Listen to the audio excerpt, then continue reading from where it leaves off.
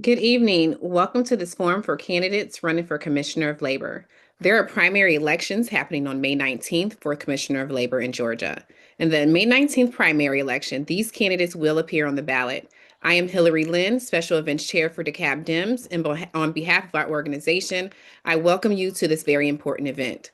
Tonight, we will hear from candidates on where they stand on public safety, economic development, housing, infrastructure, and more. We have lots of great questions that our team has prepared, and we hope to have enough time to have some additional questions from the audience. We are streaming live on multiple platforms, and a recording of this forum will be available on our YouTube channel.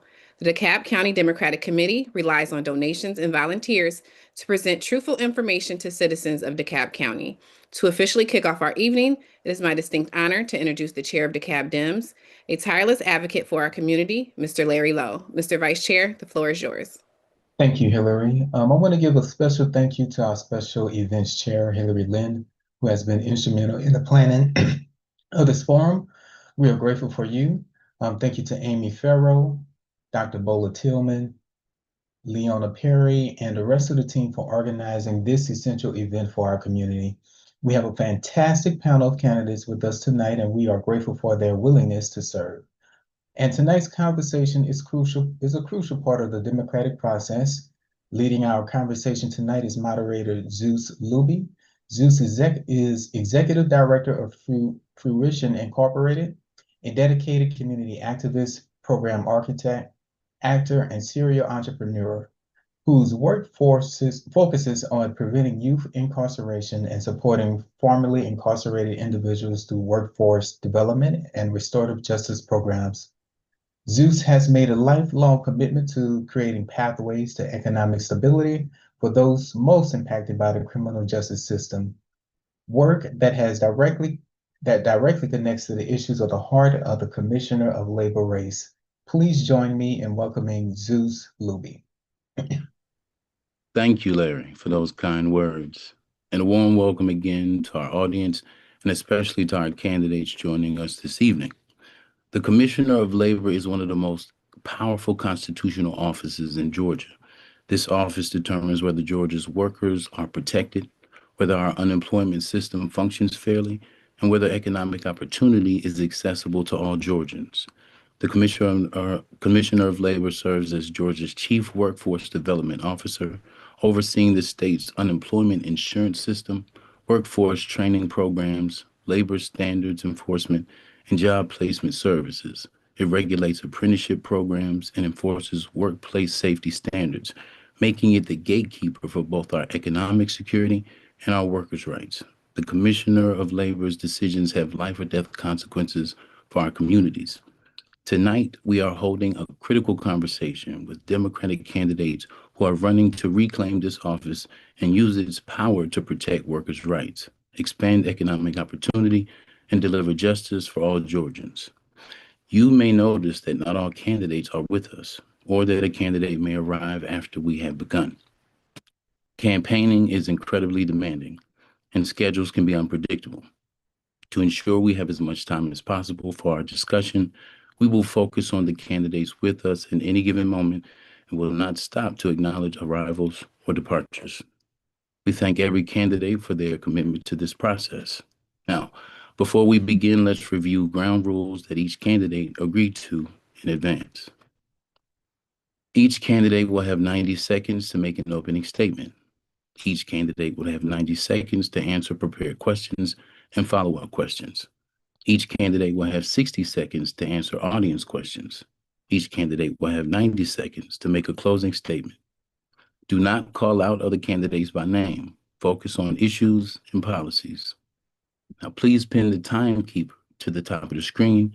You will be muted if you go over time. Before we begin asking questions, we want to give each candidate the opportunity to introduce themselves to you, starting with Mr. Brett Hume. In 90 seconds, please make your opening statement telling us what makes you uniquely qualified for this position. Mr. Brett Hume, you have the floor. Thank you, sir, and thank you, DeKalb County Democrats, for hosting us this evening.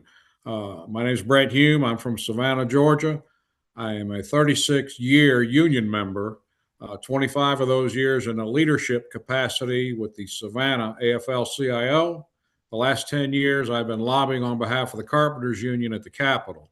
So I have the knowledge of workers' rights and the ability to communicate and reach consensus at the legislature to benefit all working people. Thank you, Mr. Hume. Next, we will move to Mr. Jason Moon. Mr. Moon, you have the floor. Yes, sir. Thank you very much. Hi, everyone. Thank you. I'm Jason Moon. I'm excited to be with you all. And the reason why I'm uniquely qualified to be here today is because of the experience beforehand. I have worked in corporate sales for many years. I worked with the U.S. Senator for 26. I was a union worker when I was a young man. I've climbed the ranks. I put myself through college. I do have multiple degrees, a master's degree in public administration and policy, and a bachelor's degree in political science from Georgia Southern University. With several years under my belt with these professional leaders, I'm also currently a federal employee with the United States Small Business Administration. So all corners of the state of Georgia, I've traveled within 80 counties, about 9,000 companies, and it's been a pleasure and an honor and an experience second to none. And I'm most thankful to be given this platform today. Thank you so much. Thank you, Mr. Moon. Next, we will hear from Ms. Nikki Porche. Ms. Porche, you have the floor. Hi, thank you all so much for having us tonight. My name is Nikki Porche, and I'm running for Georgia Labor Commissioner because the system didn't work for me. I'm running because I'm a person who did everything right. I was working, I was showing up, I was trying to move forward, and I still hit a lot of walls. And at some point, I realized the system just was not built for people like me. So I stopped waiting. Over the last 10 years, I created an organization from the ground up. I had no connections handed to me, no shortcuts, but we were able to generate over 6 million to Black women business owners, not because they had access, but because we created access for them. I've been able to create a lot of impact without a system behind me, and imagine becoming Georgia's next labor commissioner, what I can actually do with this office. So I understand what's broken, and I know what's happening in Georgia right now. People are working, and it's still not working. I've talked to parents choosing jobs based on who can watch the kid. I've seen people leave the workforce because childcare costs more than what they make. This system is failing a lot of work in Georgia. And if we're serious about people working, then we have to be serious about building a system that actually works for them. That's why I'm running. Work should work for everyone. Thank you so much. Thank you, Ms. Porche. Next, we will hear from Ms. Michi Sanchez. Ms. Sanchez, you have the floor. Thank you, and thank you so much for hosting this event and having us. Good evening, my name is Michi Sanchez, and I'm running for Georgia Labor Commissioner because I know what it feels like when the system fails you. I've experienced wage theft firsthand. I've been misclassified as a worker, and I spent over a decade organizing communities across Georgia where people are told to just deal with it. I'm a mother, community organizer, and a small business owner from Gainesville. I co-founded Georgia Familias Unidas during the pandemic to support and amplify the voices of workers considered disposable. I've been doing this work on the ground in English and in Spanish for over 10 years with organizations such as Poder Latinx, Casa en Action, Common Cause Georgia, and Progressive Turnout Project. The Office of Labor Commissioner has real enforcement power that has gone unused for too long. More than $450 million is stolen from Georgia workers every year through wage theft alone. That's not a policy debate, that's an emergency. My vision is simple: activate the full authority of this office to protect workers in Georgia, expand access to good jobs, and make sure no community gets left behind. I'm ready to do the work because I've been doing it. Thank you, Ms. Sanchez. Next, we will hear from Mr. Christian Y. Smith. Mr. Smith, you have the floor. Thank you. This office has the power to change lives in a big way, and most people don't even know about it. And I know how to fix the cracks in the system to make the office better because I fell through every crack you can imagine. When I was 7, I watched police arrest my grandmother and strip her down in her underwear. She looked at me in that moment and said, "One day you'll be different." When I was 15, my mom lost custody of me, and at 17, I was kicked out of school. I grew up missing meals and sleeping on floors and in cars. I was headed nowhere good. Then a police officer saw something in me I couldn't see in myself, potential, and that changed everything. I became the first in my family to graduate from college. I earned a master's in healthcare management, and I've been an attorney now 13 years. I led big projects at Grady Hospital. I wrote legislation as chief of staff for Atlanta City Council District 5, and I enforced laws on the highest level as a prosecutor for 7 years. I learned we cannot prosecute our way out of poverty. We have to employ our way there. Right now, Georgia's minimum wage is $5.15 an hour on paper. Our unemployment benefit is the shortest in America. The incumbent has had the keys to this office and has not challenged the system once on your behalf. Georgia's working families don't need another administrator. They need an advocate. And I am the most uniquely qualified person in this race on either side because I'm the only attorney. It's time for a new deal for Georgia's working families. My name is Christian Wine Smith, and I'm asking for your vote. Thank you. Thank you, Mr. Smith. Thank you, candidates, for respecting our time limitations. And now let's get right into the questions. Again, please limit your responses to 90 seconds per question. I will read each question only once. If you need the question repeated, please let me know. Question 1. What qualifications and experience do you have that make you uniquely suited for this position? And what is your vision for how the office can better serve minority communities in Georgia? For this question, we will start with Ms. Michi Sanchez. Ms. Sanchez, you have the floor. Thank you. I bring something most candidates don't. I've lived this. I've had wages stolen from me. I've been misclassified. Instead of walking away, I've spent the last 10 years building power in communities most affected by these failures. In 2020, when poultry plant workers in Hall County were getting sick and dying and nobody in the state government was showing up for them, I co-founded Georgia Familias Unidas. I've organized voters and communities with Poder Latinx, Casa en Action, Progressive Turnout Project, and Common Cause Georgia.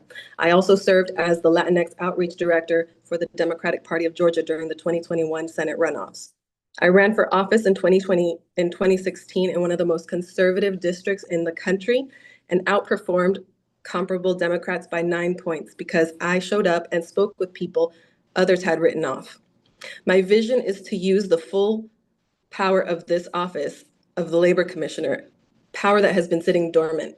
That means going after wage theft aggressively, modernizing our unemployment system, expanding workforce development into clean energy and skilled trades, and making sure every worker in Georgia, Black, immigrant, urban, rural, has a labor commissioner who actually fights for them. This office was built to protect workers. I intend to use it that way. Thank you, Ms. Sanchez. Next, we will hear from Mr. Hume. Mr. Hume, you have the floor.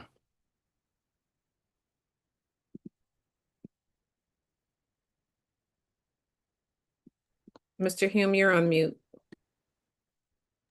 Thank you.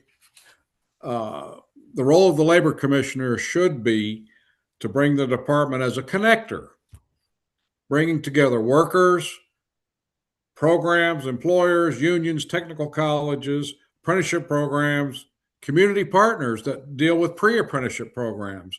And that happens through communication and education. There shouldn't be two Georgias, the perimeter and the rest of Georgia. There should be one Georgia. And those partners I mentioned, the Department of Labor will connect so those opportunities are available to all citizens in the state of Georgia. Thank you, Mr. Hume. Next, we will hear from Mr. Jason Moon. Mr. Moon, Yes, you sir. have the floor. Thank you. My qualifications and experiences are unmatched, according to suggestions from many community leaders. I currently work for the federal government as well, and I provide treasury loans to companies, renters, 501c3 nonprofit organizations, and other establishments during important moments when state declarations are announced. Again, with my combined knowledge and experience, it's very comfortable for me to set a vision in the state of Georgia, which includes 3 priorities. Number 1, taking care of our farmers with accessible loans where they can weather the storms financially. Number 2, good jobs.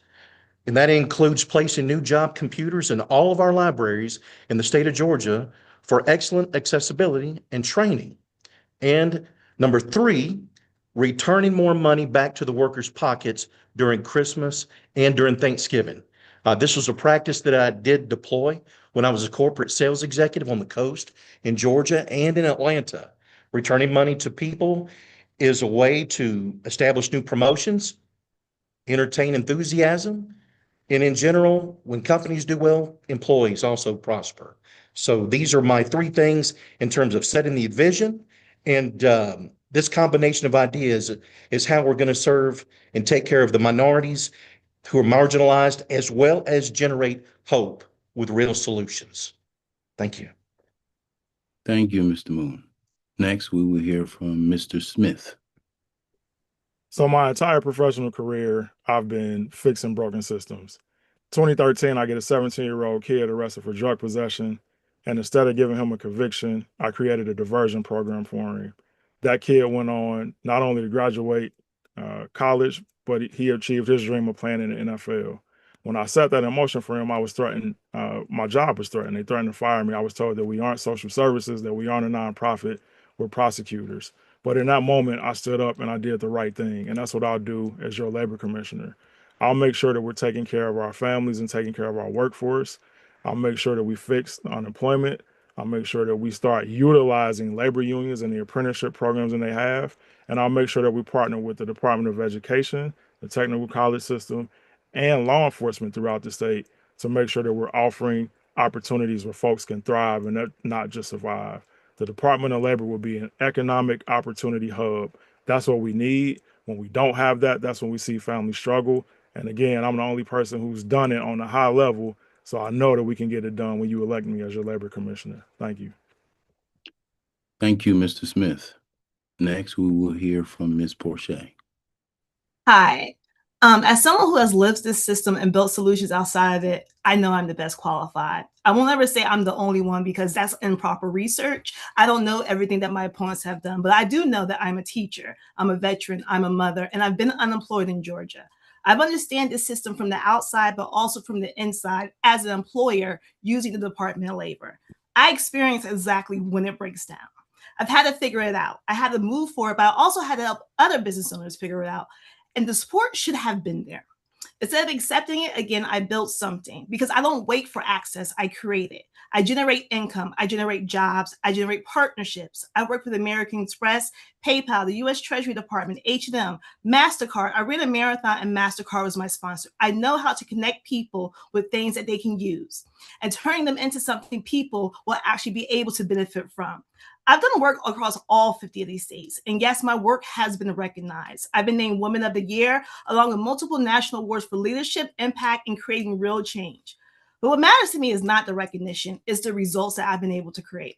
I know how to take a system that isn't working and make it work for the people it was supposed to serve. And that's exactly why I'm prepared to be a labor commissioner. My vision is simple. Work should work for everyone. That means making sure people can actually access unemployment when they need it, making sure workers are protected and paid what they earn, and making sure opportunity, whether it's job, training, or contracts, is actually accessible to the communities that have been left out. Too many people right now, especially in our minority communities, are doing everything right and still coming up short. That's where the system is failing, and I am running to fix it. Thank you, Ms. Porche. Moving on to question 2. In recent years, Georgia has seen a disturbing rise in child labor law violations, with companies caught employing underage workers in dangerous conditions. As Commissioner of Labor, what penalties will you impose on corporations that violate child labor laws? And will you support criminal prosecution of executives who knowingly exploit child labor? For this question, we will start with Mr. Moon. Yes, sir. Thank you. In Georgia, child exploitation is not acceptable. These law violations do occur given employing underage children. It is illegal, and I stand against the practice on their working in dangerous conditions. As Commissioner of Labor, I would impose penalties as prescribed by law. This includes fines as well as sanctions. And when corporations violate the Georgia standard child labor laws, I'm going to get into motion as a labor commissioner, and I'm going to get results and do the right thing. I took an oath of office to this country, and I've always been able to keep it on the federal, state, and local levels of authority, as well as in corporate sales. I have also received awards from this country from both presidents of the United States and 2 separate administrations. I'm very proud of them with many military coins, but I'm not a soldier. I'm a servant of the people, and I do care about the conscience of our state. We must always stand firm on punishment and accountability legally. With corporate executives who knowingly are in violation, it is my job as labor commissioner to be the eyes and the ears and of safety and the conscience of labor's environment. Thank you so much. Thank you, Mr. Moon. Next, we will hear from Mr. Smith. So look, I started working when I was 12 years old because I had to help keep a roof over our heads and put food on the table. And I realize and I understand and appreciate that children are amongst the population that are most vulnerable that we must protect. So right now, Georgia only has civil penalties on the books for child labor law violations with a maximum fine of $100,000. And that's if a child is seriously injured or killed. And again, I'm the only attorney in this race. I'm the only one of us on either side, Republican or Democrat, who has prosecuted and enforced laws and held folks accountable for harming children. And I'll do exactly that as labor commissioner. Thank you. Thank you, Mr. Smith. Next, we will hear from Ms. Porche.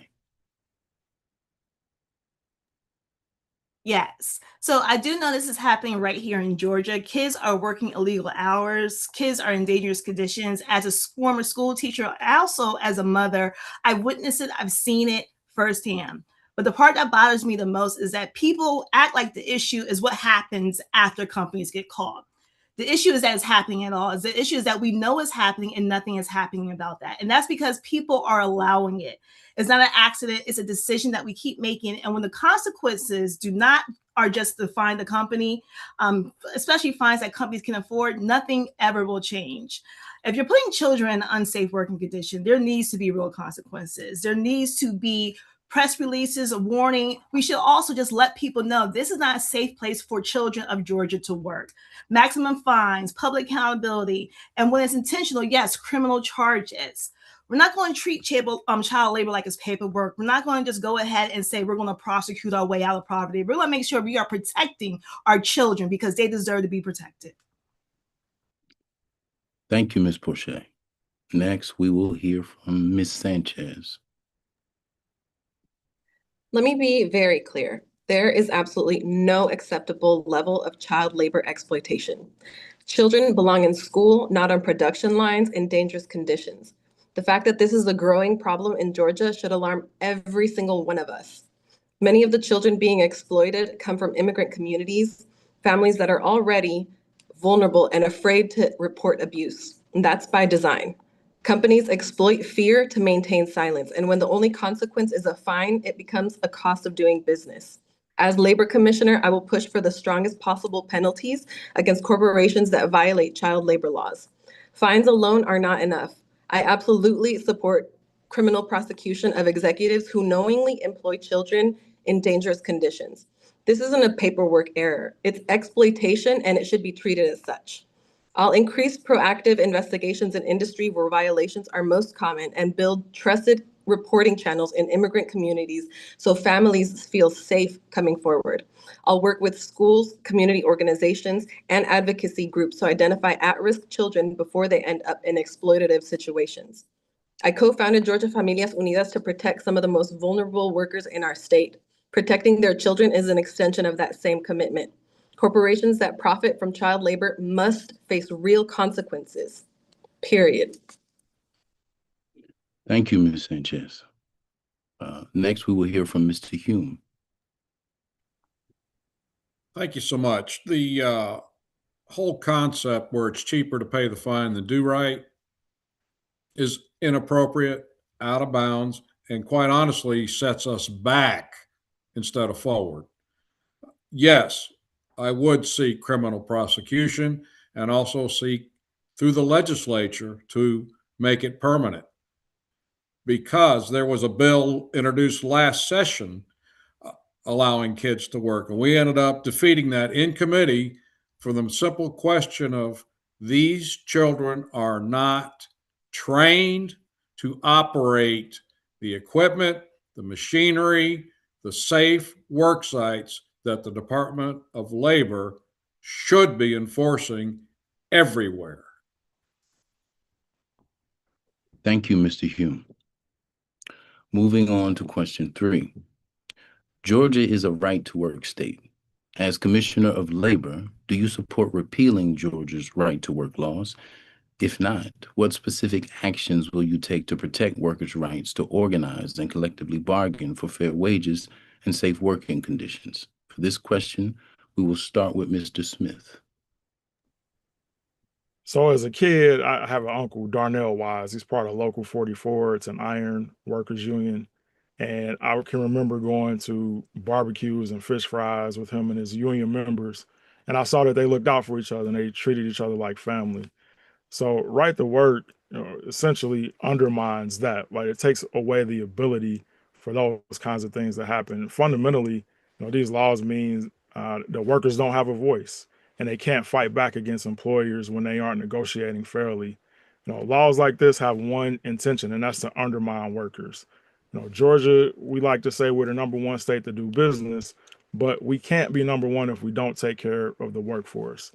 So when I'm your labor commissioner, we're going to have a dedicated liaison in the office, dedicated to organized labor, to make sure that the lines of communication are always clear and to make sure that we are enforcing everything that we can to make sure that unions and union members and workers are protected. So yes, I support repealing right to work. Thank you, Mr. Smith. Next, we will hear from Ms. Sanchez. I support workers' rights to organize, full stop. Every worker in Georgia should be able to bargain collectively for fair wages, safe conditions, and dignity on the job without fear of retaliation. Now, repealing right to work is a legislative fight, and in a Republican-controlled legislature, I want to be honest about what the labor commissioner can and cannot do unilaterally. But that doesn't mean this office is powerless. Far from it. As labor commissioner, I will use every tool available to protect workers who choose to organize. That means robust enforcement of existing labor protections, investigating retaliation complaints seriously, and making sure workers know their rights before they can ever face pressure from an employer. I'll partner with labor organizations to expand Know Your Rights education across the state.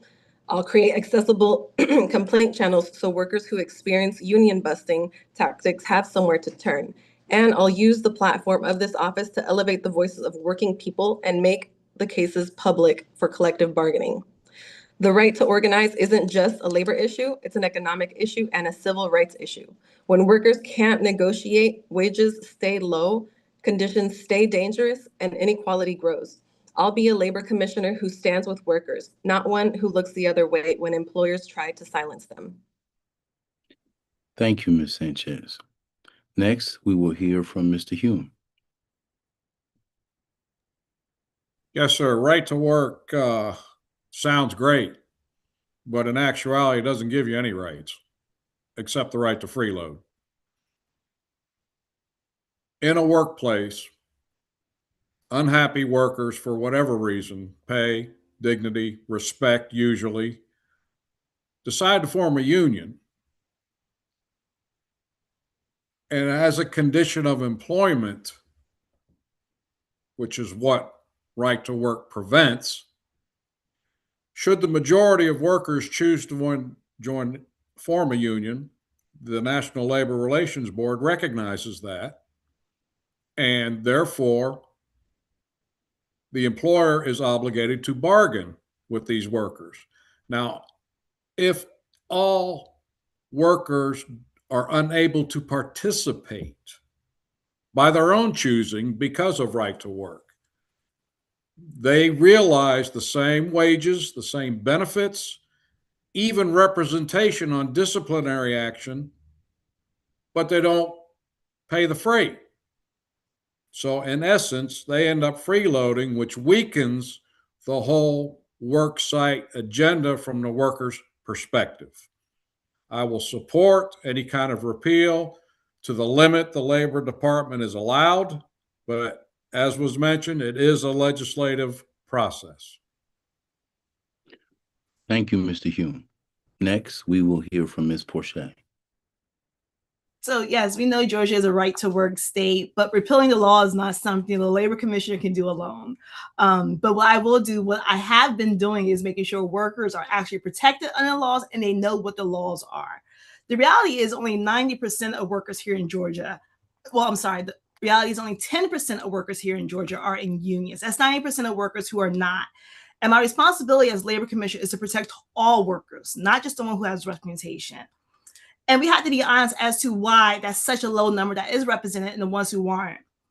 It's because people don't have access to one. Some are afraid of what will happen by joining a union. Some industries were organized, has not been supported. They're left on their own, still showing up to work every day, still doing what they're supposed to do, and still not being protected. And that's the problem I focus on. Whether the law changes or not, I'm not waiting to make sure workers are protected, because there's already laws in place that this office should be doing, and they should be doing what's right now.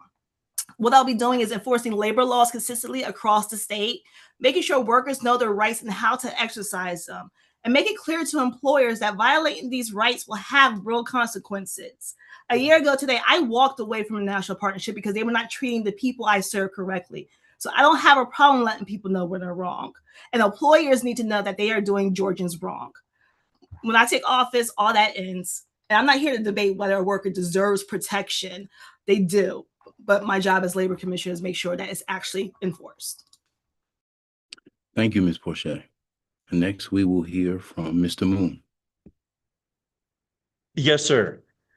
Georgia is a right to work state, which means that corporations have a very strong control. They have a large investment in corporate legal rights. They have documents printed for the world to see legally, yet as many have, employees lack a document that shows all of their cards on the table in terms of what their rights are. I'm saying this because I believe that it is time legally and with the General Assembly to start a Georgia Bill of Rights for all employees. Legally provided, this would bring a balance to the voices of labor and ensure that working people are truly aware of all their labor rights, which are also human rights. I grew up working with Teamsters Local 728 in Atlanta and Savannah, Georgia as a and I climbed the corporate ladder, learning to respect people on both sides in management and on the union docks. So to me, this is a win-win situation to establish a document of this epic proportion, but it's necessary. With being a labor commissioner, I'm able to encourage and introduce the Bill of Rights for all employees in Georgia. To all governing leaders, we must introduce this concept because it gives a modern voice to workers, just the same as corporations have their rights on the doors and on the walls posted, and provides equity versus corporate rights. Thank you. Thank you, Mr. Moon. Moving on to question 4. Wage theft is the largest form of theft in America, and it disproportionately targets Black, immigrant, and women workers. Yet Georgia prosecutes almost no employers for wage theft. Meanwhile, a worker who steals $50 from a cash register can go to jail. As Commissioner of Labor, will you support criminal prosecution of employers who commit wage theft, and how will you implement this practice? We will start from hearing from Ms. Porche. Yeah, so I shared publicly that I'm no longer saying Georgia is number one in business, because there's no way we could be number one in business if we are not protecting and being number one with our workforce. Being able to go to jail because you stole $50 does not really ask what's really going on. Is that because they don't have gas money? Is it because they don't have food? Is it childcare? The issue is bigger than just missing $50. If you are a business, you are being protected. Our current administration loves to say they're number one in business because they are making sure that the businesses are number one, not the workers. And this is why we see so much wage theft going unpunished. The workers are scared. They're scared to speak up. They're scared to show exactly what's going wrong in their workplaces, but they're still showing up because they need to. I do know that when I'm in office, I will be a face that workers understand.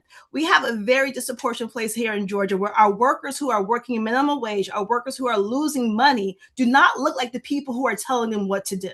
And that changes with me. There's a system that has to prioritize protecting businesses over protecting workers, and workers come first, especially as a person who has been a Georgia worker. and I just want to be clear, I'm not running to turn and tear businesses down. I own a business. I help people with businesses, but I'm bringing balance because businesses do better when workers do better. Businesses that protect the workers create workers that protect their business. And being number one in business should not mean that we are number 40 something for workers. Work should work for everyone in Georgia. And that's how this office needs to operate.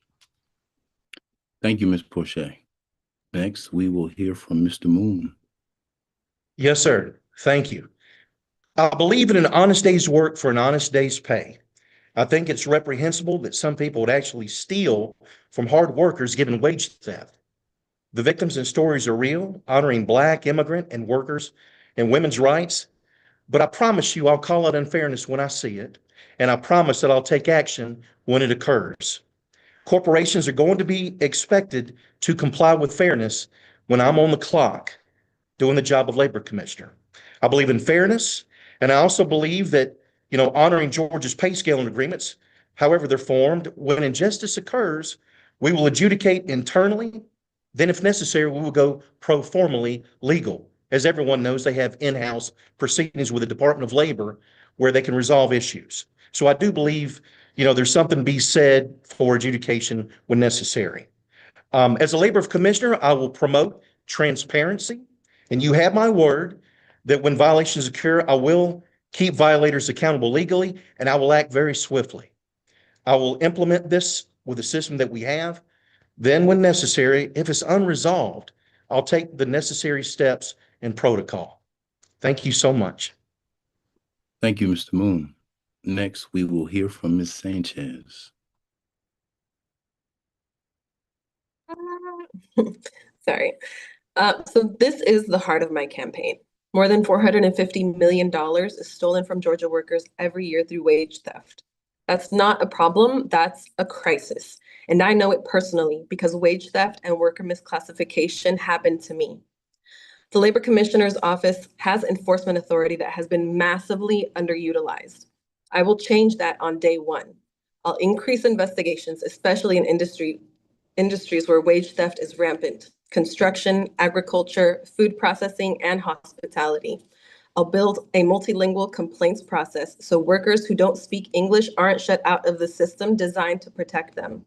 I'll push for stronger penalties against repeat offenders and pursue public accountability so employers know that there are real consequences. I will create proactive outreach through Know Your Rights workshops in partnership with community organizations across the state. I've already been organizing these workshops because I know that enforcement only works when workers understand their rights. And I want to be clear, wage theft isn't just an immigrant issue or a low-wage issue. It affects workers across every industry and every community, but it hits hardest in communities that are already vulnerable. As Labor Commissioner, I will be the first line of defense for every worker in Georgia who has earned a paycheck and deserves to receive it. Thank you, Ms. Sanchez. Next, we will hear from Mr. Hume. Yes, I would prosecute to the fullest extent. Took the lead on a misclassification campaign with the legislature after 10 years. In the last 5 years, we actually got bipartisan support, and the governor signed the bill in 2022. There has not been the first investigation to date.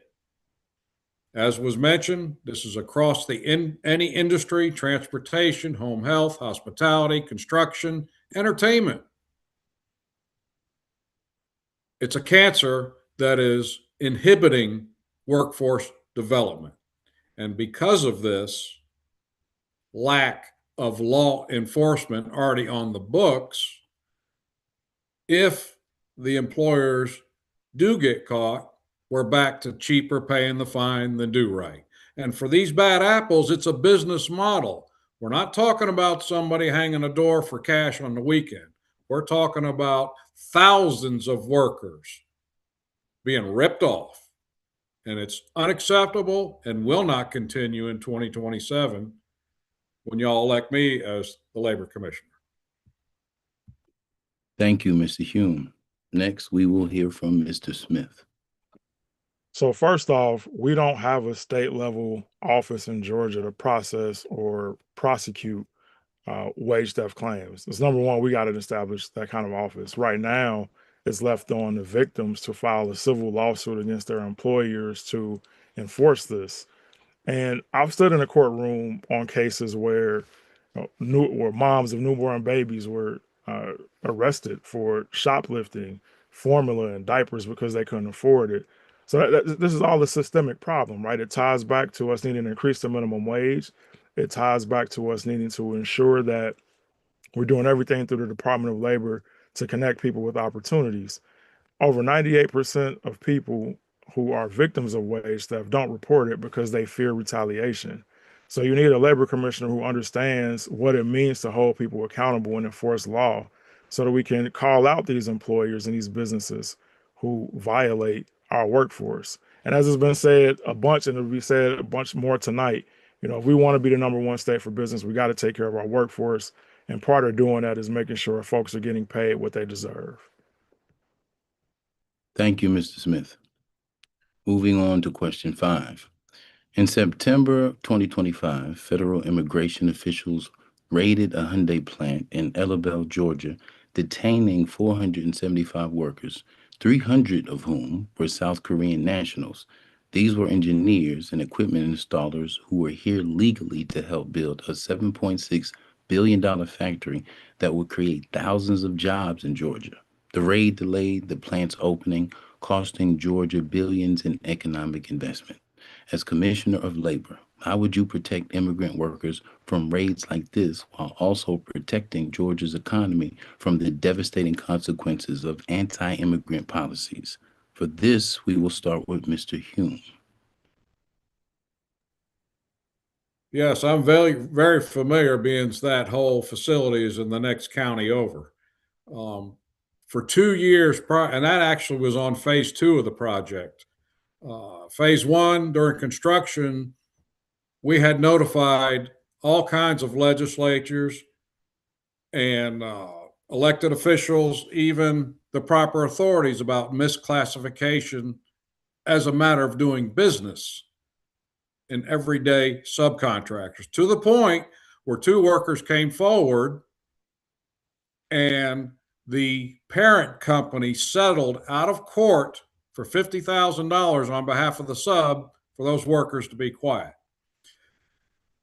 With the Fed coming in, it kind of puts the labor commissioner in a predicament spot, even though the protection is and should be there. The Korean workers you mentioned, the majority were here on legal work visas for specific work that has been trademarked. And the intent was to train American workers to do that work. That didn't happen. So that puts a labor commissioner in a sticky situation because they were here legally. Now, the Fed came in, swept them up. How we handle that, I'm not sure, because almost all of them are back to work today from Korea. That being said, we can try everything we need to do to protect the workers, but that seems to be hopefully a one-off from the federal government. And with a new change in leadership at the top, that should be ample. Thank you, sir. Thank you, Mr. Hume. Next, we will hear from Mr. Smith. So let's call it what it is. Raids like this happening here in Georgia and across the country. This is Trump and his minions terrorizing families and workers. We got to call that out.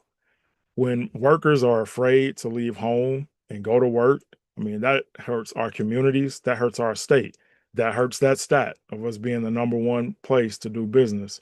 But I want to be clear too, as labor commissioner, I don't have the authority or the power to enforce immigration laws, but I can be the biggest advocate. That's when me being an attorney it comes into play, and it's important. Knowing how to use my voice, how to use that platform, how to work with the legislature on passing laws that can help protect our workforce. These are all things that I'll do as labor commissioner. We have to make sure that we're providing a safe place for people to work, and we have to make sure that we're providing services and resources in multilingual ways to reach our immigrant families and populations, and use the office in every way we can to make sure we truly are the #1 place to work. Thank you. Thank you, Mr. Smith. Next, we will hear from Mr. Moon. Yes, sir. Thank you. This is a complicated questions. Immigrants' rights of employment, versus authoritative action, as everyone has suggested. As labor commissioner, using everything within my range of authority, both humbly and intellectually, I promise, as labor commissioner, I would seek to find the right answer amidst the complex legal authority, which we know they're trying to step in there and do what they wish on state territory. And when they step over the line, the only way we can protect these immigrant workers is we need to be transparent to the point whereas we post on our buildings notices saying that, hey, everyone that works here that has a visa, every person that has a green card is qualified to be on the premises at what is called these multinational corporations. I used to do business with Daewoo on the coast of Georgia before they moved, back to South Korea. I know what it's like. I've seen the fear in these people's eyes, but they do have rights, and it's justified for them to work, on the premises. I do believe, again, that transparency is the answer, sir, to the problem, and it draws the line, in the sand with a posted notice. Companies, them have established a wall layer, protecting immigrants' rights, right? So the company, sir, humbly looks out for their people in this process. Transparency is aware where no one would issue a declaration to step in on the premises and take over and cost millions and billions of dollars to what would and what could be on the labor employment line. Thank you so much. Thank you, Mr. Moon. Next, we will hear from Ms. Porche. What I haven't heard anybody talk about was the deal itself. We're talking about the raid, but we don't want to talk about exactly how did we get here? Why was a raid happening? These are billion-dollar projects. These are deals that are negotiated, approved, celebrated, but we're not asking who were they really built for. When I was in Savannah, I heard directly from Georgians in that area who were ready to work but couldn't access those jobs. So we're talking about protecting workers. We also have to talk about accountability on the front end, and that is what caused the raid. We're talking about putting workers against workers because the people who want to make the deal, the people who want to make sure that Georgia is #1 in business do not care about the working people of Georgia. They don't care about any of that, and that's what's happening. If you're bringing a $7 billion project into Georgia and the people who live in the community cannot get hired, that's going to create a problem. That's going to create conflict. That's going to create hate and despair where people are calling and reporting false claims and having ICE raids. And that's exactly what happened. So as labor commissioner, I'm going to be very clear. I'm not part of a good old boy group. I'm not coming into Georgia thinking that we should be the #1 for business. I am here for our workforce. I'm here for building a Georgia where work works for everyone, that there needs to be a real commitment to hiring and training Georgians and making sure our immigrants know that they are part of Georgia's workforce system as well. But it starts with who are making these deals and why they're ignoring the people of Georgia first. The two things cannot conflict. And right now, we're not talking about what's causing the problem. We just keep talking about the problem. Thank you. Thank you, Ms. Porche. Next, we will hear from Ms. Sanchez.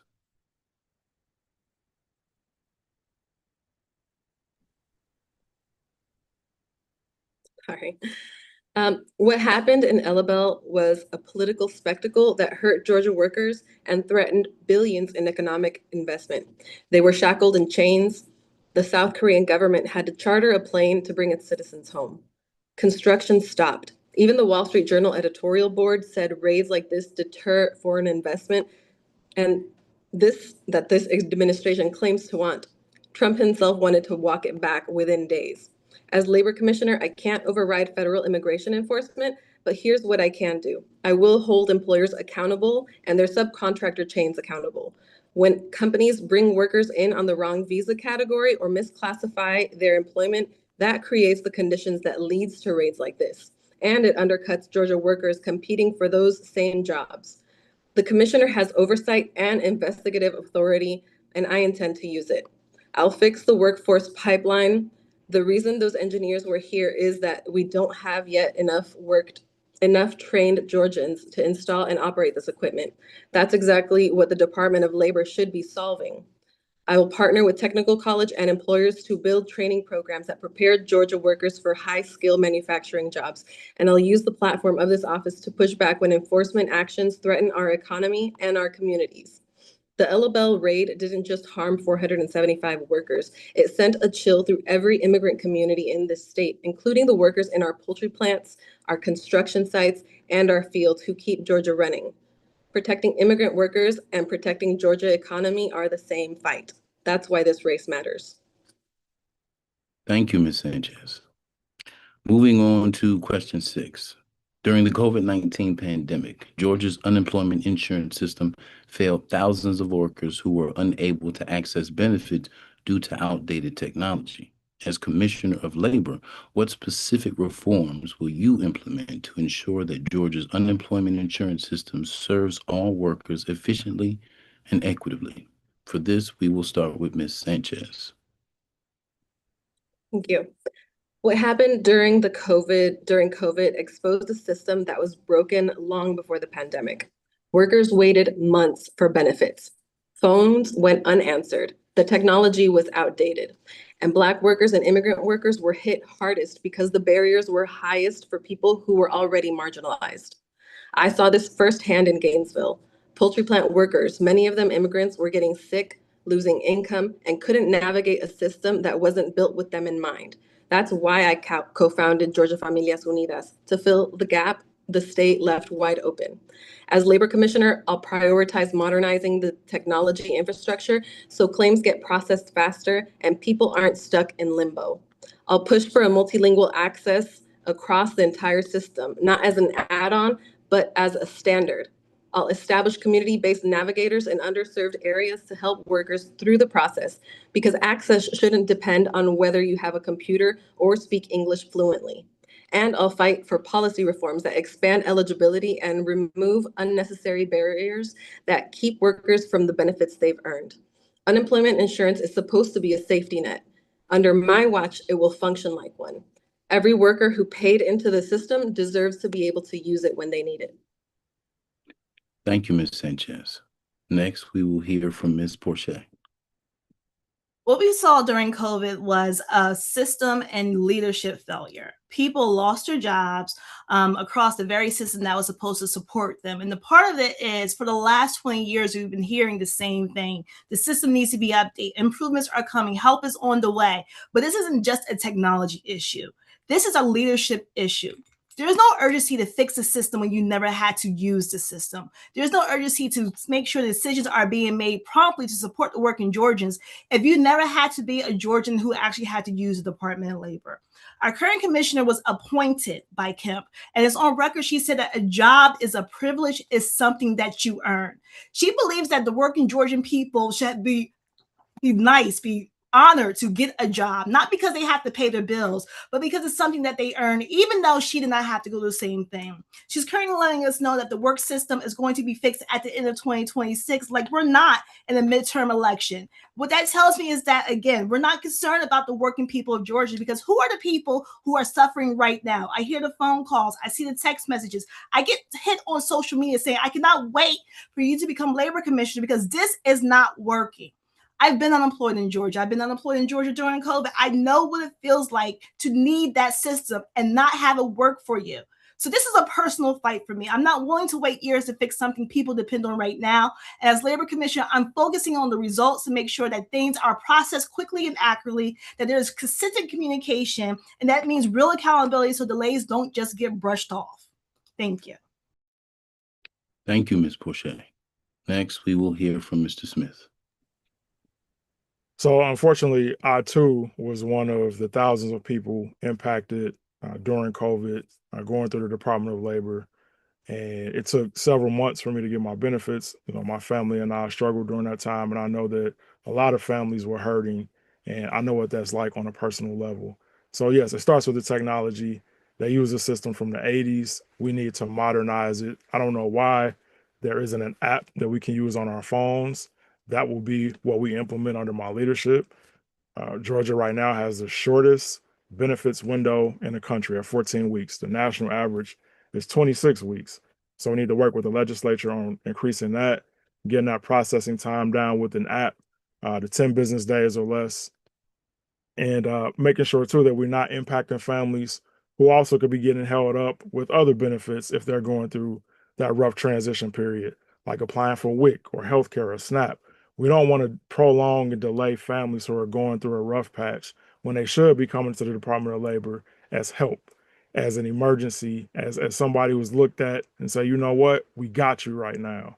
That's what we'll do with me as your labor commissioner, is make sure that we take care of families in need and help them get back into the workforce smoothly. Thank you, Mr. Smith. Next, we will hear from Mr. Hume. When someone loses a job, the Department of Labor should not be an obstacle, but a lifeline. We've all experienced the technology problems of COVID and our citizens endured. But the department needs to also be a caring department, because at the end of the day, workforce development's about people. And that's what we serve, people. And in this particular topic, people that are having a hard time because not through any fault of their own, they're out of work. By law, they're entitled to these benefits. We should make it easier by reaching out where they are and not depending on one central location in Atlanta to process these claims. Servicing the public at a time in need should be common sense, and it will be in 2026. Thank you, Mr. Hume. Next, we will hear from Mr. Moon. Yes, sir. Thank you. Humbly, works are in motion as we speak to improve the technology challenge within the Georgia Department of Labor. From what I've seen and from what I've witnessed and from what I've read, the technology investment seems to be ample, what they're working on right now to resolve said challenges. However, if the problem persists, then I would seek reformation meetings with the General Assembly and appeal to increase the budgetary improvements. Therefore, if we do that, as well as get possibly some federally, increases if we do some joint meetings in Capitol Hill, then it is possible to subsidize the technology to fill that gap, which has caused this, could we say, viscosity between things, congesting the system that should be operating at, I believe, 75% is the state standard for processing claims. This being said, we must ensure that the Georgia Department of Labor maintains the processing rate as it's been expected, as it is written by the General Assembly, and award the revenues to citizens rightfully when they're claimed. It is written a standard that we must honor in the Georgia Department of Labor. And the beautiful thing is, humbly, I do speak a few languages in addition to English.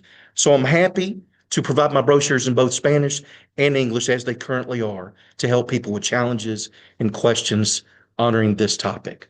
Thank you so much. Thank you, Mr. Moon. And thanks to all the candidates for your impassioned responses.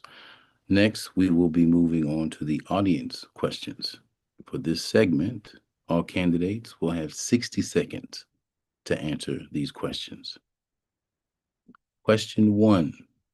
Georgia allows employers to pay tipped workers $2.13 per hour, a rate unchanged since 1991, with tipped workers often taking home paychecks of $0 after taxes. The tipped minimum wage dates to the post-Civil War era, where newly freed Black workers were paid in tips rather than wages to avoid paying them fairly.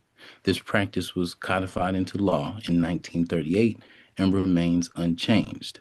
As Commissioner of Labor, do you see the tip minimum wage as a continuation of post-slavery labor exploitation, and how will you commit to eliminating it and requiring all employers to pay tip workers at least $15 per hour? We will start with Mr. Hume. Yeah, that obviously would have to fall on the legislature to pass that. But as been mentioned, they don't seem to want to move on to 515. they're long overdue to increase the wage on tip workers. There is a legislation now to remove the tax on tip workers, but that hasn't crossed over and finalized yet, but it is in the session right this minute. Sure, they need to get a raise. I mean, for some, that's the bulk of their check on bad weeks. In an economy we're in now, the hospitality business is hurting tremendously. So to give them an actual raise would be a huge benefit and an economic development policy, which I would support. Thank you, Mr. Hume. Next, we will hear from Mr. Moon. Yes, sir. Thank you very much. I have spoken with many people, many workers, many waitresses. Given this topic, I explored their opinions and established a conversation with them, but as well as establishing the minimum wage. Personally, I believe this with all my soul. If we were to establish a standard minimum wage that takes into account the variety of the different jobs, including, people who draw tips and those who work humble, meager jobs, I think that unilaterally we can win this war of wages. That's just my opinion. I have walked the picket line. I've struck for higher wages. We won the contract with UPS back in 1995. Unity works. Marching solves the problems. Policy writes the bills. But I want you to know that I humbly support increasing the minimum wage to resolve this tax tariff, if you will, this deficient question of not being paid appropriately, given tips. It's a subject that many people care about. Standard living wage is important. Thank you so much. Thank you, Mr. Moon. Next, we will hear from Ms. Porche. I just want to clarify, we have 60 seconds for this question, correct? Correct. Okay. As someone who has worked as a waitress in this state, I can tell you firsthand that this is exploitation. There is nothing fair about a person working a full shift and walking away with a zero paycheck. I've experienced that. I've had to live that life. But when we talk about Georgia's history, we have to realize this did not just happen. The system came from a time when newly free Black workers were pushed into tip-based work so they wouldn't have to be paid real wages. And Georgia has a history of that. Right here in Atlanta, the Black washerwomen organized and went on strike because they were tired of being underpaid for essential work. And we are still having that same fight today. That's why you hear all the passion in my voice, because I'm very passionate about the workers in Georgia. Georgia was built on the back of workers, and in this case, on many enslaved labor that was never paid at all. So when we see a system today where people can work full time and still not be paid, we have to call it what it is. As labor commissioner, I don't set the wage, but I'll be clear. If you work, you should be paid. That means advocating for a real minimum wage for all workers, including tip workers, because tips should be extra, not the wage. And that means enforcing the laws we have right now, because a lot of workers are not even getting that. Thank you. Thank you, Ms. Porche. Next, we will hear from Ms. Sanchez.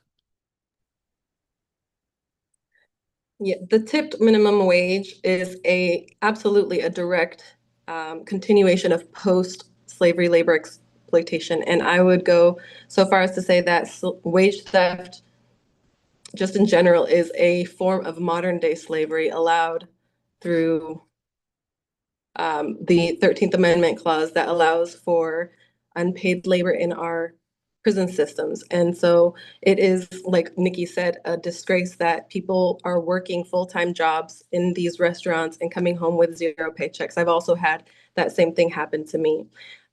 Like was said already, that the legislature is who sets the minimum wage. But as labor commissioner, I would take the data from the Department of Labor to the bully pulpit and pressure them to raise the minimum wage that has been stuck at $5.15. And I will fight to end the sub-minimum wage as part of the broader fight against wage theft. No one should work a full shift and come home with a paycheck that says $0. That's not an economy. That's exploitation with a receipt. Thank you, Ms. Sanchez. Next, we will hear from Mr. Smith. I appreciate that this question acknowledges the issue with the post-Civil War era and what were things that were done to newly freed Blacks. When I was in law school, I wrote a paper on Black codes that highlighted laws that were put in place after the Emancipation Proclamation that criminalized Black people for poor living conditions and vagrancy and all of these things that we really had no control over coming out of slavery. And that ties into the criminal justice system that we have today, which is broken. And it ties into what we have here when it deals with wages. I can't believe that we have people at $2.13 an hour here in Georgia. We absolutely need to get rid of this system. We need the labor commissioner to not be silent on this, but to be the biggest advocate in a room and in the state to make sure that we eliminate tipped wages and increase the state minimum wage. Again, if we want to be number one, we got to treat our workforce better. And it starts by advocating and working with the state legislature to change the laws on how we pay workers. Thank you, Mr. Smith. Moving on to question 2. As Commissioner of Labor, what are you going to do to create real pathways to employment for formerly incarcerated people? And will you support ban the box legislation that prohibits employers from asking about criminal history on job applications? For this, we will start with Ms. Sanchez. Thank you. Yes, I support ban the box. Georgia already bans criminal history questions on initial applications for state jobs. That policy has been in place since 2015, but it only covers public employers. It needs to cover the private sector too, because that's where the vast majority of jobs are. People should be evaluated on their qualifications first. A conviction shouldn't be part of the conversation, not the end before it even starts. But ban the box alone is not enough. It removes one barrier on one piece of paper. What formerly incarcerated people actually need are real pathways to work. Georgia has 4.2 million residents with criminal records. That is more than a third of our population. Formerly incarcerated people face unemployment rates over 27%, and when they can't find work, recidivism goes up. Families destabilize and taxpayers foot the bill. As commissioner, I will use the Department of Labor's Career Center network to create dedicated reentry workforce pipelines. That means partnering with our technical colleges to connect returning citizens with skilled training in high demand industries. Thank you, Ms. Sanchez. Next, we will hear from Mr. Hume.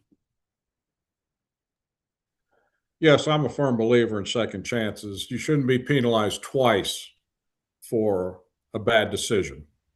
And once the sentence has been satisfied fully, they get the right to vote even. So why not the right for full employment and a full participant in our society? The Labor Department should help these individuals connect with opportunities and trainings.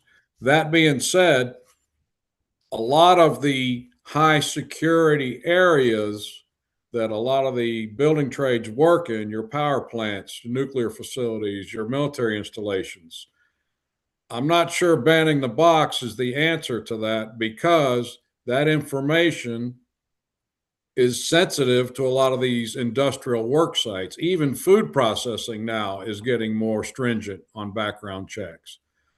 They need to know who's working for them. So I'd have some trouble with that, but I fully support all policies to help second chances.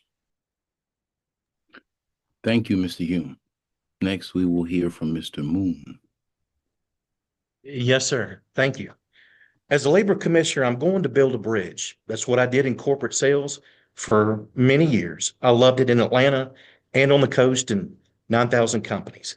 Honoring people who've already paid a debt to society and they want to reemerge in the workforce. I do, and I've written this, I believe in second chances. We are a country of second chances, period. However, the severity of a crime is important, and it must be weighed in context, because I used to hire people in these Fortune 500 companies. So a track record is important, but it's not the entire picture, but it should be weighed in perspective of the content of the person. With this, we must give people a second chance, but not discriminate with favorability totally. We need to give people the entire due diligence with who they are, where they're from, what they've accomplished, not just a strike and a mistake. We're only human. Thank you so much. I'm not a condemning labor commissioner. I'm a reasonable leader. Thank you so much. Thank you, Mr. Moon. Next, we will hear from Mr. Smith. So this is actually a big part of why I'm running for office. And when I was a prosecutor, I saw every day, how many times the lack of economic opportunity led people to the courtroom. And I realized the power that I can do as labor commissioner to change that. When people have paid their dues, we must ensure that their transition back into the community includes job placement and workforce training. In Georgia, our recidivism rate is roughly 27%, but that goes down by 35% nearly if we give folks a job within a year of their release. And so part of what I want to do as labor commissioner is get job training and workforce development actually back in the prison so we can see folks come out and live a better life. And think about this too. When employment rates go up, crime rates actually go down. If people are able to provide a living for themselves and their families, that means they aren't busy trying to figure out other ways outside of the law to do that. And as labor commissioner, I can have a direct impact on that. Thank you, Mr. Smith. Next, we will hear from Ms. Porche. And we say people deserve a second chance, and we have to actually build a system that gives them one. Right now, too many people are ready to work, but the system is set up to shut them out before they even get started. And I see what happens when we do things differently. I worked in Macon Area Habitat for Humanity, and I partnered with a halfway house. We saw some of the residents come to work and in the store and on the job sites, and they learned real skills. They showed up, they did the work, and we were actually able to hire one once he was out of the program. And this is what a real pathway looks like. So yes, I support Ban the Box because people deserve to be seen for their qualifications first, not filter out before they even get a chance. As labor commissioner, I'm going to focus on real hiring pipelines, not just the programs, but connecting employers directly to workers who are ready, making sure training actually leads to job, and making sure re-entry includes placement, not just preparation. Because what we're seeing and what we're happening is a lot of Black and brown people are being arrested and they're getting charged with things that they should not even be charged with. So work should work for everyone. That includes banning the box. Thank you, Ms. Porche. Moving on to question 3. As Commissioner of Labor, how are you going to protect immigrant women who are being exploited in Georgia's poultry industry? For this, we will start with Mr. Moon. Sure, thank you. As a labor commissioner in Georgia, my plan is to remind everyone in these factories that labor rights are human rights. Again, I learned this on the Union docks in Atlanta and Savannah, but also in business with the poultry plants in Gainesville, Georgia, where I also had an office. I wanted to express this, having worked with a friend in the business. Exploitation is unacceptable with any criterion at any place, anywhere. It's unexcusable. I will work with the corporations to adhere to these violations. Sir, I will use the Georgia Labor Department in my discretion and try to remedy the situation amicably with negotiations. Let's give diplomacy a chance, but I believe that their voices will be heard, and compassion is a requisite of the Georgia Department of Labor, according to the Constitution, that it is written. We are supposed to be a caring people. As a labor commissioner, it is written in the articles. Thank you so much. Thank you, Mr. Moon. Next, we will hear from Mr. Smith. So in 2021, a liquid nitrogen leak in the Gainesville poultry plant resulted in 6 deaths. And some of those are the same conditions that the workers are facing in poultry factories today.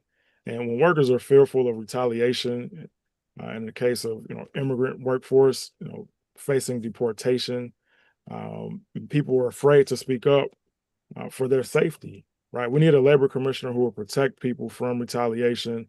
We will have a hotline set up that's safe and anonymous so that folks can report unsafe conditions, and we can do our job in enforcing safety in these factories.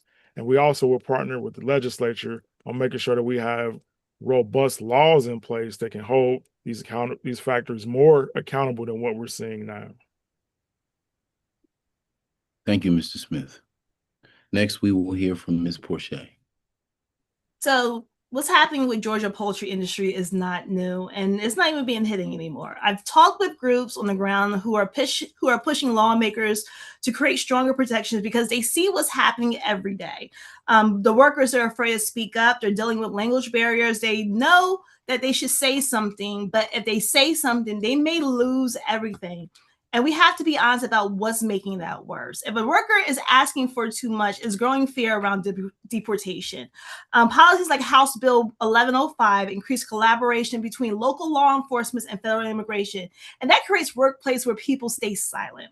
And when workers stay silent, exploitation grows. And that doesn't just hurt immigrant workers, it lowers the standards for everyone, and it hurts our economy, especially here in Georgia, because Georgia depends on immigrated labor. It is unfortunate because this is, yeah. So when people are pushed out, when families are separated, when workers disappear from jobs overnight, it creates a workforce shortage, and the economic impact is invisible. So as labor commissioner enforcing labor laws, like, I keep saying we need to do, making sure workers know their rights in a way that they can actually access, and creating safe workplaces and ways for them to report. Thank you. Thank you, Ms. Porche. Next, we will hear from Ms. Sanchez. Thank you. This is personal for me. I'm from Gainesville, the poultry capital of the world. I co-founded Georgia Familias Unidas to support poultry workers. I've sat with these women and I know what they face. I was there on the ground with them when the nitrogen leak happened. Immigrant women in Georgia's poultry plants are working in some of the most dangerous conditions in the country. They endure wage theft, unsafe working environments, and sexual harassment. And they don't report it because they've been told correctly that speaking up could mean deportation. In 2021, that nitrogen leak killed 6 poultry plant workers. Some of the survivors fled the scene without medical treatment because they were afraid of ICE. That is what exploitation looks like. As commissioner, I will use the Department of Labor to connect these workers with federal enforcement resources for wage theft and safety violations. I'll run Know Your Rights campaigns in Spanish directly inside the communities where these workers live, and I will make clear to poultry companies that Georgia has a labor commissioner who will shine a light on every corner of their subcontractor chains. Workers' rights don't have an immigration status. If you work in Georgia, Georgia's labor protections apply to you, period. Thank you, Ms. Sanchez. Next, we will hear from Mr. Hume. The number one concern for me is to put workers as the priority and the focus for the Department of Labor. That said, enforcement of the laws is front and center. Now, the question you asked specifically was about harassment and additional liberties employers are taking with Latino women in poultry plants. I will actually use the labor commissioner as a bully pulpit to get with the attorney general, who has the right to criminally prosecute these employers. But from the labor perspective, we have to make sure the workers understand their rights, but also the employers. They go out of bounds, the AG needs to take them to court. Thank you, Mr. Hume. Moving on to question 4. As Commissioner of Labor, what are you going to do to stop companies from treating certain demographic workers like they're disposable? And will you commit to investigating the labor practices of these companies in Georgia within your first 100 days in office? For this, we will start with Ms. Porche. Unfortunately, we know that they're treating our workers like they're disposable. Black workers, immigrant workers, women, people in jobs where they feel like they don't have a voice. And it's not random. It's a system that in this state has been allowed to operate for years. So in my first 100 days, I'm going to look at the industries where we already know this is happening, because we don't need to study it. We've seen it. We know what's going on. And I'm not interested in investigation just to say we did them. If you're violating labor laws, there needs to be consequences, real ones. Right now, too many companies are moving like they can get away with it, and because they have been. And it happens because nobody is holding these companies accountable, and I'm going to change that. At the same time, workers need to know that they can speak up without fear, without risking everything, because people are scared. And when people are scared, nothing changes. So no worker in Georgia is disposable. I have been a worker in Georgia, and I have been treated disposable. So I know exactly what needs to happen and where we need to start. Thank you, Ms. Porche. Next, we will hear from Mr. Moon. Okay. Yes, sir. Again, employees who lack a voice eventually have to have that say given their rights. We need to give these people a voice, sir, is humbly my point in this question. I've mentioned it before. We need to start what is known as a Georgia Bill of Rights for all employees of Georgia, where they will have and they will know in every language written and printed, just like on the union boards, just like in the regular company, what they're entitled to in terms of protections and as well as safety with OSHA. People are not disposable. They're not products. They are human beings and they deserve to have human rights, which are labor rights.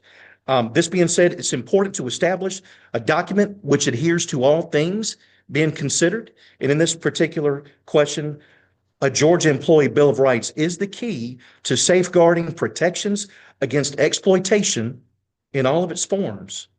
Thank you so much. Thank you, Mr. Moon. Next, we will hear from Ms. Sanchez. Thank you. Yes.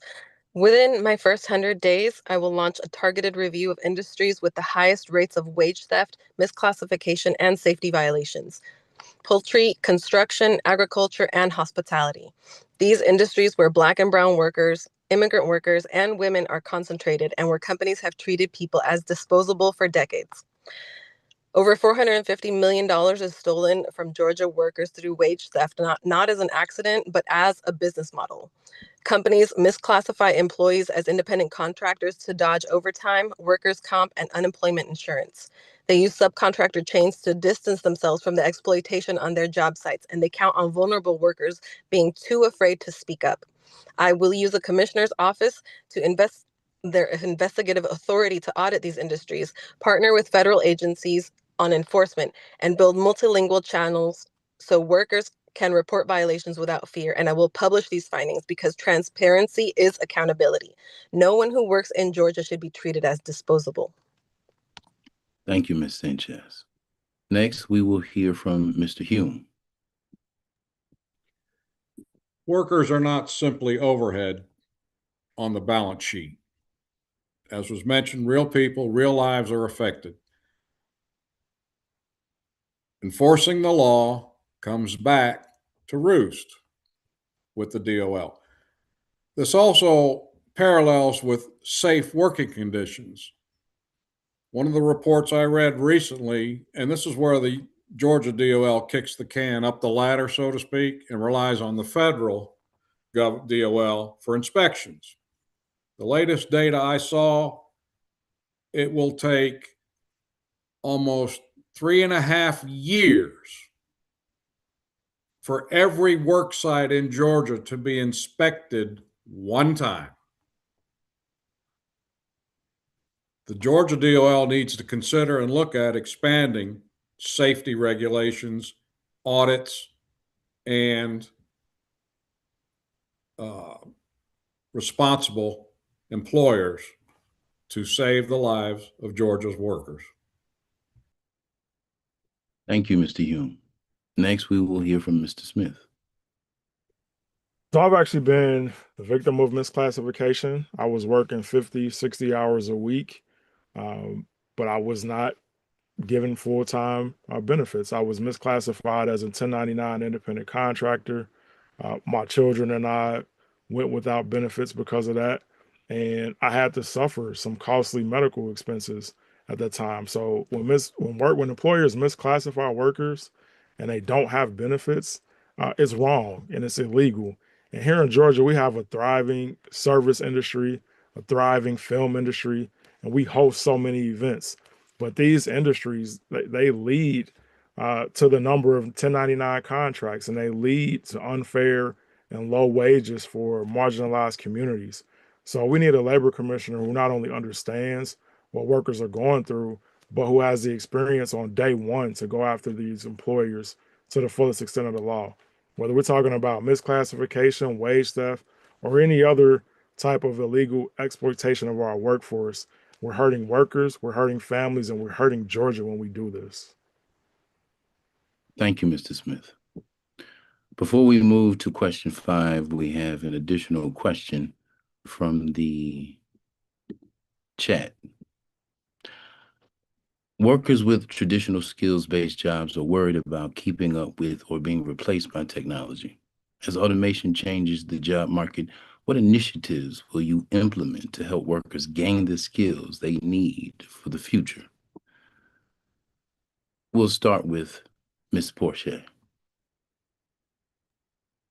I'm cracking up because I just knew I was going to get that first. When we're talking about AI, which is a question that comes up often, we're talking about the future of work. We still haven't fixed the basics, so we have to make sure that we're getting that right first. We can build technology into business, and we have built systems that's paying people on time and keeping them safe. However, we're only offering that to a selective few, and that changes as labor commissioner. We always want to talk about the future of work, but I'm making sure that work is actually working right now, and then making sure that these technology programs that are in place will actually lead to real jobs here in Georgia. Thank you, Ms. Porche. Next, we will hear from Mr. Moon. Yes, sir. Thank you very much. I just want to convey that I'll kind of echo a concept here because I didn't want to stray. I think I've touched on everything, but as you know, we have about 27 technical colleges in Georgia. Technology is the key to success. But I do believe that there's a time to train people. There's a time to be innovative. I did want to throw this in the question and convey this answer in such a way. I do believe that we have, 400 libraries in Georgia. We could also take Georgia Department of Labor computers and put this inside our libraries to bridge that digital divide, the technological gap, which Ms. Nikki was just talking about. This would save millions of dollars. It would build the bridge to success. It would be innovative, and it would be appropriate. And with that, I just wanted to convey it's a new approach, but it's one that people in the community have safeguarded, and they said it was magnificent, including the previous lieutenant governor.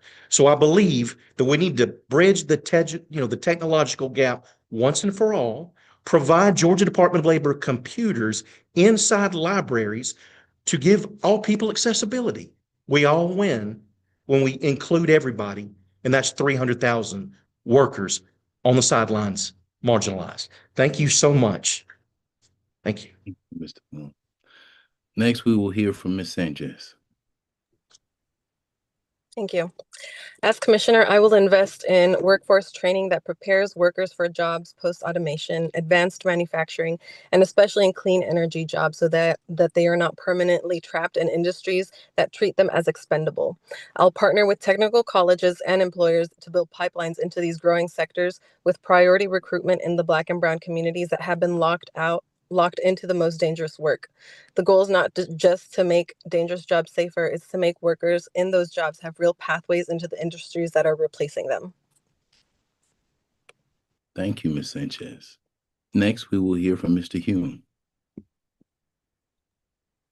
Yeah, the Georgia DOL is more than just unemployment. It has to do with reemployment and advancement. Now, this AI trend is not going away. It's going to expand, and we need to get out front of it so we can partner with all the organizations, nonprofits, technical colleges, apprenticeship programs that upskill our people so they can be as prepared as possible for the next steps. I'm actually attending a conference tomorrow to learn more about AI and its effect on industries here in Atlanta. So stay tuned because opportunities are coming to upskill. Thank you, Mr. Hume. Next, we will hear from Mr. Smith. So we're in DeKalb County. I got to drop a name, Mike Thurman, right? The last Democrat labor commissioner we had was Mike Thurman. Under his leadership, we had over 50 career centers throughout the state. Since Republicans have been controlling this office, we've been slashed down to 33. So we got to bring those back. And in those work centers across the state, we got to focus on workforce development. We got to partner with labor unions and their pathways to their apprenticeship programs. And we need to implement systems that pay folks, or they earn while they learn, right? Technology is one of those things that we can't put back inside of a box. It's not going anywhere, but we have to outsmart the problem. We got to figure out how to roll with the punches, and we got to help our workforce be able to afford childcare while they're training and learning new skills. And we got to be able to help folks make sure that they can pay rent while they're training and affording new skills. That's what we'll do under my leadership. Thank you, Mr. Smith. This concludes the question and answer portion of our presentation. Now we will move on to closing statements for all our candidates. Each candidate will have 90 seconds to express their closing statements. We will start with Ms. Sanchez.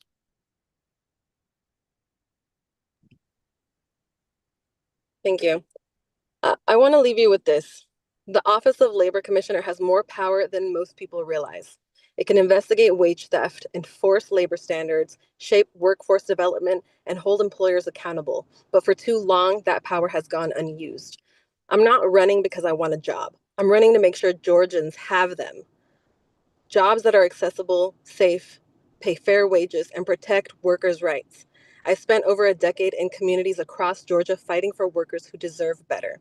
I've organized with poultry workers during a pandemic. I've led voter engagement campaigns in communities that both parties have abandoned. I ran for office in 2016 in a district where Democrats don't run, and I outperformed because I showed up.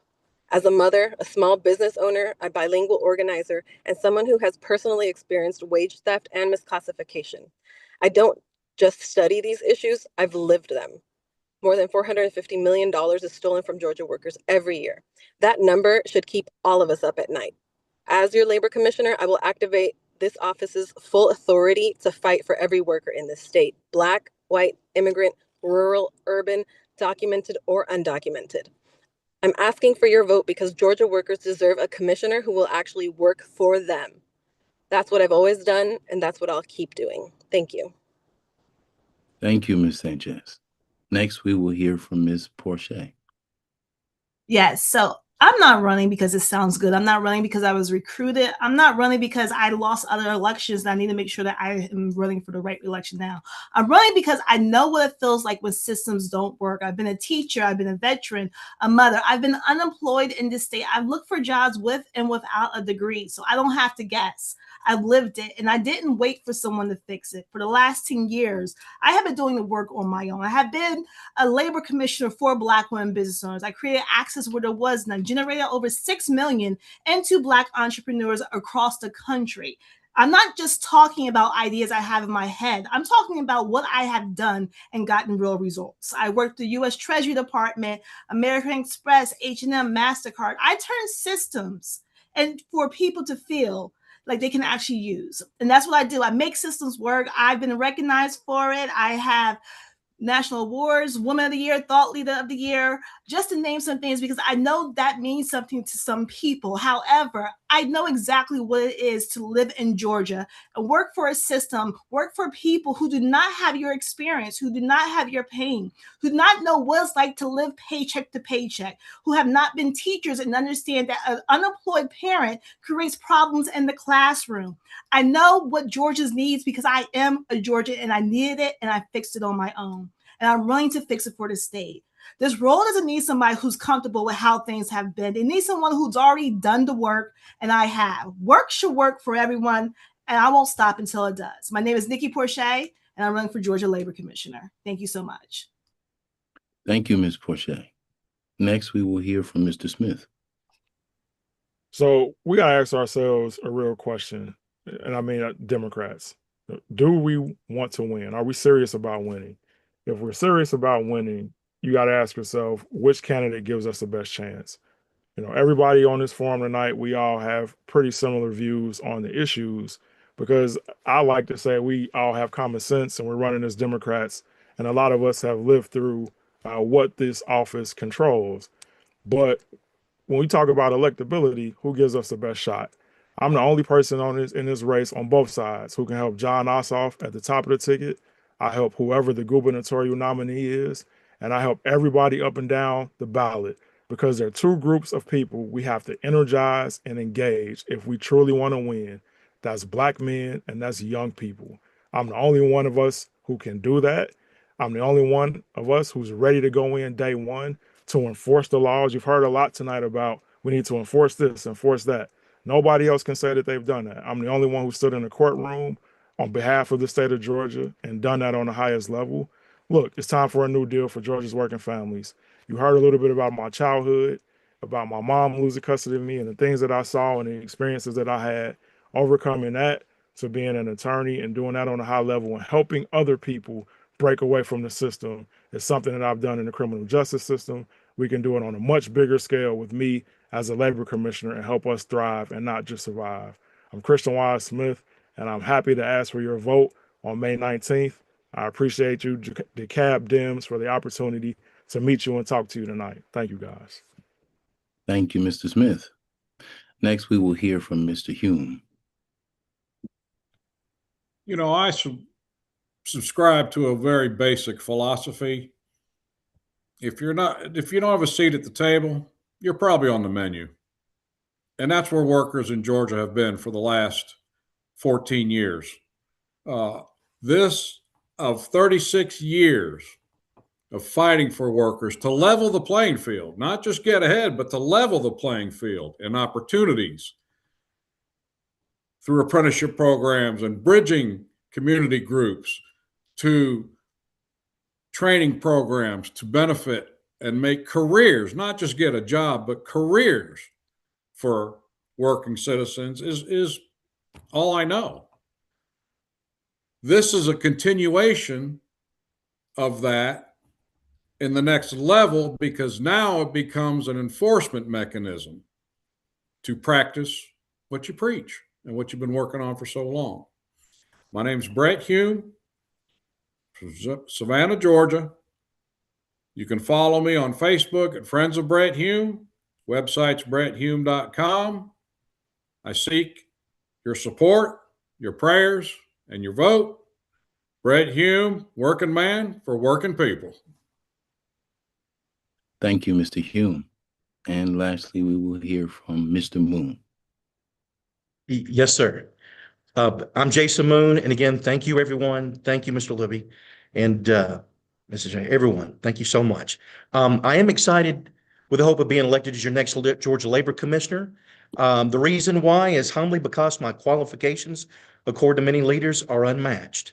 I'm honestly qualified to be the #1 electee because from day one, I bring over 30 years of experience, knowledge, and understanding of very complex issues in business and 9,000 companies that span the entire state of Georgia in over 80 counties of the 159. I was trained at the Georgia Ports Authority. I have multiple degrees from UGA, Georgia Southern University, as well as the Carl Vinson Institute of Government in Athens. I'm a humble man, but a hardworking man. I managed a budget of $7 million per year at the world's third largest transportation company. So I know how to negotiate bids for millions of dollars at the breakfast table. So certainly I can represent 10 million people in Georgia who have hopes of their own. I'm no stranger to traveling to all these cities, to speaking to people who I've never met, but it's always a pleasure introducing myself to new friends. I am a former businessman, but I've also worked with U.S. Senator Max Cleland for 26 years on the federal, state, and local levels of authority. I'm Jason Moon, and I am the most qualified man to be Labor Commissioner, and I'm humbled to have your trust and your vote May 19th. Thank you so much. Thank you, Mr. Moon. And thanks to all the candidates for your passion, your dedication, your willingness to step into this space and take on this role. We definitely need a strong leader in this position to make some changes for our working community. It's been an honor and a pleasure to serve as your moderator today. Thank you to Hillary and the team. Thank you to the DeKalb Dems for the opportunity. I look forward to serving in the future. And now we'll turn the program back over to Mr. Larry Lowe. All righty. Thank you, Zeus, for moderating this forum. And just a reminder, the Commissioner of Labor is a constitutional office that shapes the foundation of our economy and workers' rights. This office doesn't make policy. It determines whether our workers are protected, whether our unemployment system functions fairly, and whether economic opportunity is accessible to all Georgians. So stay informed about these races, We encourage you to follow the candidates, attend candidate forums like this one, research their records, ask questions, and vote in a Democratic primary to ensure your voice is heard. Thanks to everyone for being here tonight. Before we close, here are a few final thoughts from Hillary Lind, our Special Events Chair. Thank you so much, Mr. Vice Chair.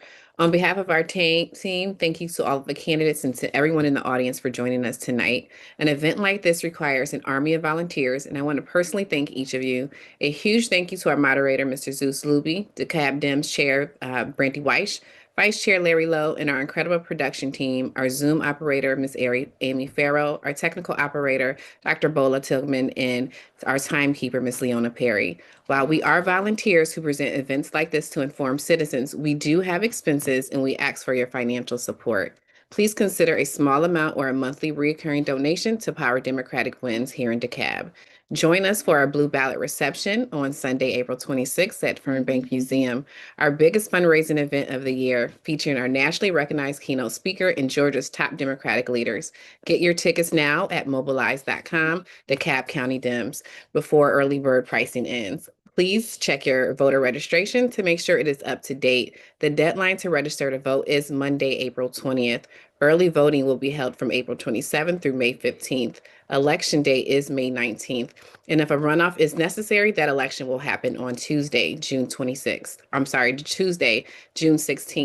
A recording of this forum is available for viewing and sharing on our YouTube channel, as well as a webinar recently presented on why state elections matter. These are in the chat. Please visit DeKalbDems.com to discover ways to engage in activities right here in DeKalb. We are building our communities and encourage you to connect with them for local events and calls to action that affect your neighbors. Finally, it was a pleasure for DeKalb Dems to present this information to you tonight. We wish each and every candidate a successful campaign. Please feel free to drop all of your information, your contact information, as well as your websites in the chat, so those that are joining us will be able to find you. I bid everyone a good night.